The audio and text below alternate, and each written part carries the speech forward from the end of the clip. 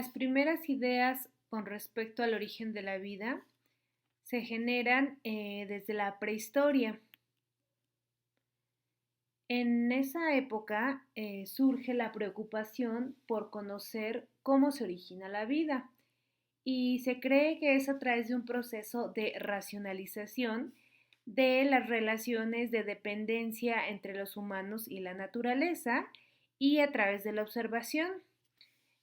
Por ejemplo, se preguntaban los primeros humanos cómo era que los animales tenían sus crías o, por ejemplo, en alguna herida, por qué comenzaban a surgir gusanos, cómo era que nacían las plantas o cómo era que podían observar distintas formas de vida en los distintos ambientes que los rodeaban y cómo era que estas formas de vida los ayudaban en sus relaciones cotidianas y en sus cosas que hacían comúnmente. Posteriormente, y conforme va cambiando el contexto histórico y social, estas ideas del origen de la vida no se pierden, sino que se van modificando. Posteriormente se va modificando esta idea y encontramos una idea denominada idealismo o mecanicismo, también se le conoce, donde se comienza a ver a la vida como una manifestación de un principio espiritual supremo e inmaterial. También se le denomina por algo que se le conoce como alma. Se cree que esta idea general es una de las bases de todas las religiones y habla de la manifestación de un ser divino imposible de conocer y de manipular. Posteriormente, en Grecia, en el Imperio griego, surge una idea muy importante llamada generación espontánea.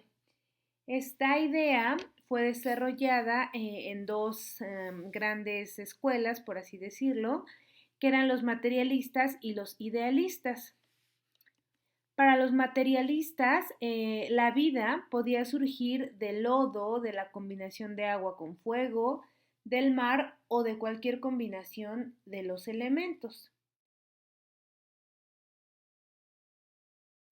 Algunos griegos materialistas fueron Tales de Mileto, Genófanes, Demócrito y Anaximandro. Y por otro lado, el idealismo se refería a que la vida era resultado de la interacción de la materia inerte con lo que llamaron entelequia. Entelequia era un concepto que ellos le daban a una fuerza natural superior y capaz de dar la vida. Si ustedes se dan cuenta, este idealismo pues es muy parecido a justamente esa idea de idealismo-mecanicismo. Algunos de los griegos que apoyaron esa idea fueron Platón y Aristóteles. Después seguimos avanzando en el tiempo y con el establecimiento de la Iglesia cristiana en el Imperio Romano, se incorporan todas estas ideas de Platón y de Aristóteles a los dogmas teológicos y entonces esa entelequia que le llamaban los griegos pasa justamente a ser lo que para el cristianismo se conoce como alma. Posteriormente, la iglesia acepta esta idea de generación espontánea y bueno, empieza a ligarlo con toda esta parte de la mitología bíblica y se forma un concepto denominado vitalismo, que justamente se refiere a esa alma, a esa espíritu que no se puede ver, pero que justamente es lo que anima a la materia inerte. El vitalismo justamente decía que para que esa vida surgiera era necesario la presencia de un espíritu y que este espíritu, bueno, era el que iba a animar a la materia inerte y este concepto de vitalismo se afianzó durante en la etapa del feudalismo. Bueno, la idea general era que todo fue y era creado por un solo Dios, caprichoso y exigente, cuya naturaleza era incomprensible para los hombres, o sea, una fuerza más allá de lo que podemos ver. Evidentemente, durante este tiempo, la teología cristiana limitó mucho el desarrollo de la ciencia y bueno, por lo tanto, aunque a lo mejor se pensaban en nuevas explicaciones para el origen de la vida, pues no estaba permitido investigar ni generar nuevas ideas. Por lo tanto, esa idea de la generación espontánea se mantuvo durante muchos años. Esta idea era tan popular que, por ejemplo, en 1667, Johann B. van Helmont propone como tal, como un experimento, por así decirlo, una receta que él decía que con esa receta era posible la generación espontánea de roedores. Y justamente describe este experimento que si ponían en un contenedor ropa interior sudada y trigo, la ropa interior sudada y el trigo era el alimento que podían en conjunto originar vida, en particular roedores. Decía que si la dejaban durante un periodo de 21 días, los roedores iban a surgir de esta combinación.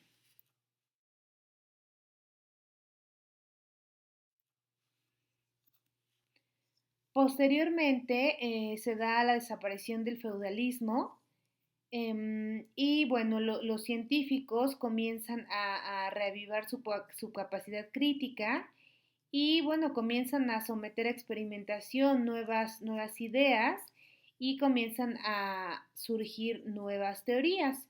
Esto ocurre cuando comienza un periodo denominado Ilustración. Durante ese periodo tenemos a un personaje muy importante, Francisco Redi, el cual hace un experimento muy sencillo, pero que es la base para desmentir la generación espontánea. Y bueno, él coloca en unos recipientes con unos trozos de carne al interior y entonces hace tres experimentos diferentes. El primero pone los trozos y los deja abiertos. En el segundo pone los trozos de carne, pero los cierra totalmente, los tapa. Y al tercero pone igualmente sus trozos de carne, pero los cubre con una tela de tul, o sea que tiene hoyitos y puede pasar el aire, pero no puede pasar nada más. Los deja unos días y observa que en los frascos donde puso los trozos de carne y dejó abierto, bueno, los trozos de carne están infestados de moscas. En los trozos, en los frascos donde los tapó totalmente, la carne simplemente está deshidratada, pero no ve ningún insecto ni ningún organismo vivo. Y por último, en el tercer experimento, donde puso esa mallita, ese tul, esa tela con perforaciones, observa que sobre esa tela hay unos pequeños gusanitos y estos gusanitos pues son los huevecillos o las larvas de las moscas que anduvieron rondando por ahí.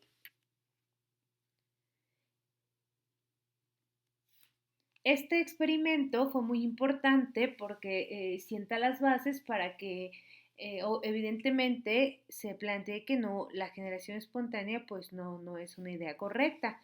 Sin embargo, Reddy nunca quiso generalizar ni sacar a la luz sus conclusiones y por lo tanto, a pesar de que desde ese momento él tenía pruebas suficientes para desmentir a la generación espontánea, bueno, él no objetó a esta teoría de la generación espontánea y solamente guardó sus experimentos.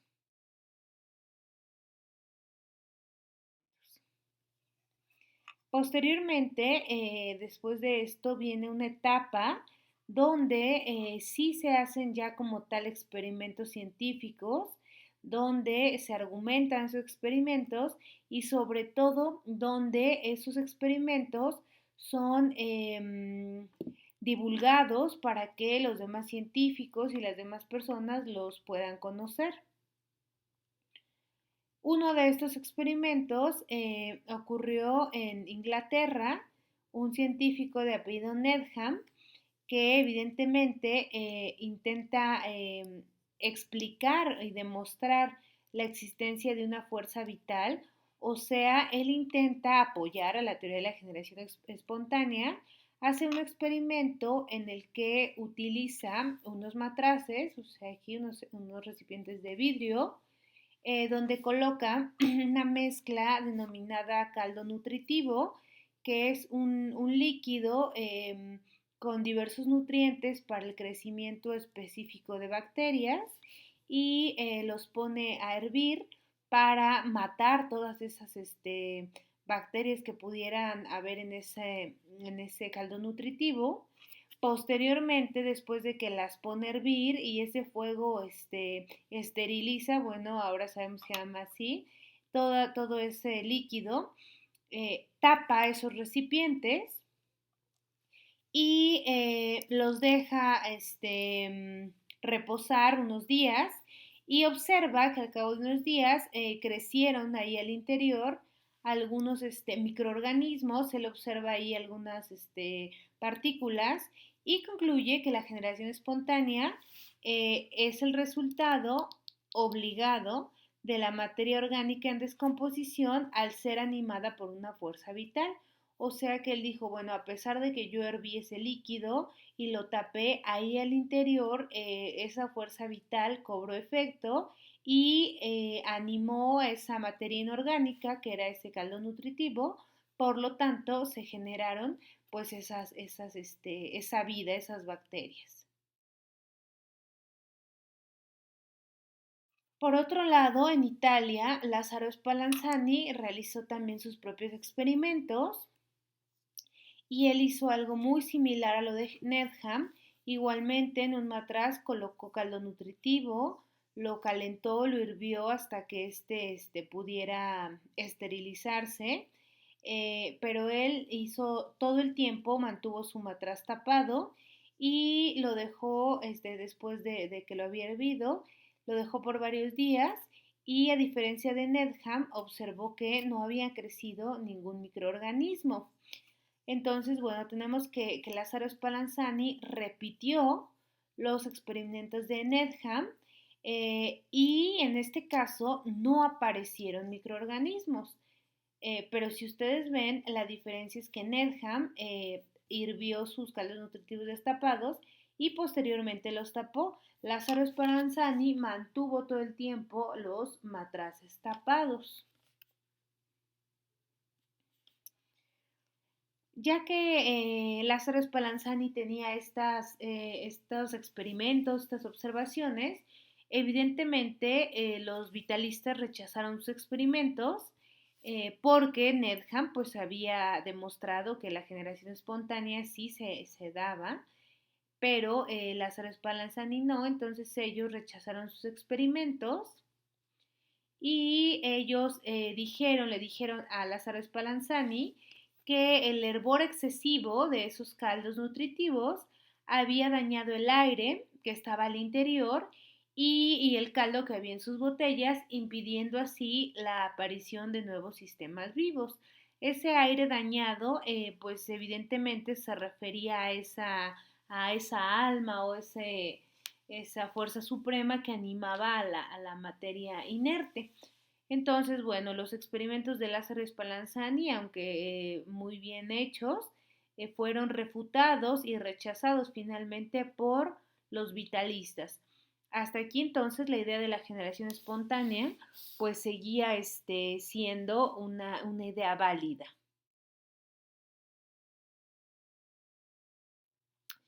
Finalmente, en Francia, Louis Pasteur es el que realiza los experimentos correspondientes que ponen fin al mito de la generación espontánea. Evidentemente ya sabemos que la vida no puede generarse de la nada. Si ustedes se acuerdan, cuando vimos los postulados de la teoría celular, uno de ellos es que la vida proviene de la vida. Entonces, ¿qué hace Louis Pasteur para terminar con este mito? Él, primero que nada, necesita idear una forma para que, aunque deje sus matraces abiertos, para evitar como dijeron los vitalistas, que el aire del interior se había dañado, no entren algunas bacterias o polvos del exterior. Entonces lo que hace Louis Pasteur es que se le ocurre algo que se denomina, o que él denominó más bien, matraces cuello de cisne. ¿Y qué es esto? Él toma un matraz y coloca al interior un líquido, o más bien su caldo nutritivo al interior. Este no es estéril todavía. Y entonces después toma el matraz y calienta el cuello del matraz y le da justamente una curvatura que él la denomina, o él la ve como el cuello de un cisne. Posteriormente, ahora sí, esteriliza el líquido al interior de este matraz y bueno, vemos que todo el vapor, etcétera, sale por un extremo por el extremo abierto del matraz.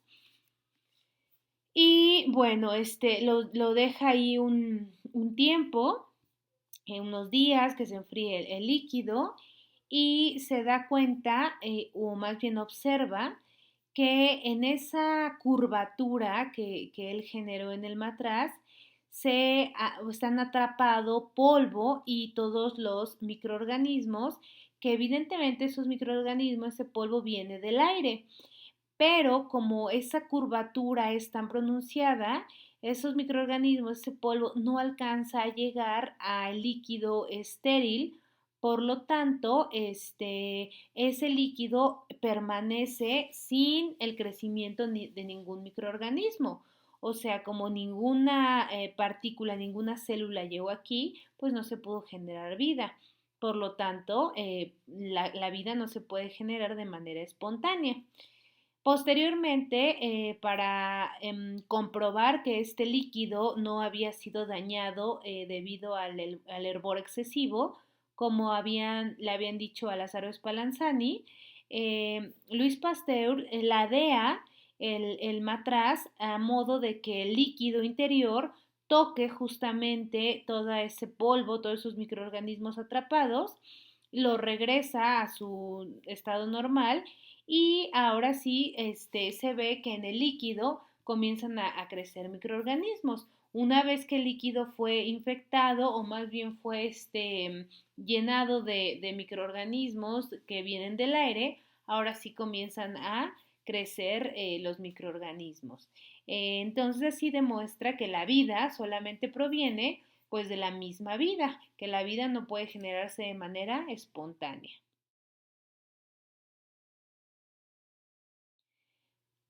De aquí se genera una teoría muy importante que se denomina teoría de la biogénesis. Y esta, de manera muy general, justamente dice que la vida proviene justamente de la vida. Bio, vida, génesis, inicio. La vida se origina de la misma vida.